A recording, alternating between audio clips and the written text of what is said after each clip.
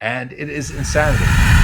Who actually does get to educate and build trust at these big conferences? There are a few, but it's the extreme elite class. What do I mean by the elite class?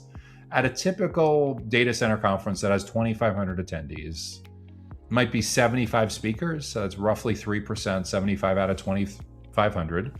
And those 75 speakers will on average probably bring 2 coworkers along with them. So roughly 225 to 250 of the 2,500 attendees, roughly 10%, are in a position to educate and build trust either because they're speaking or their boss or their colleague is speaking. Those are, for the most part, the only people that are getting to get in early enough and often enough to truly be able to shape criteria and educate and build trust.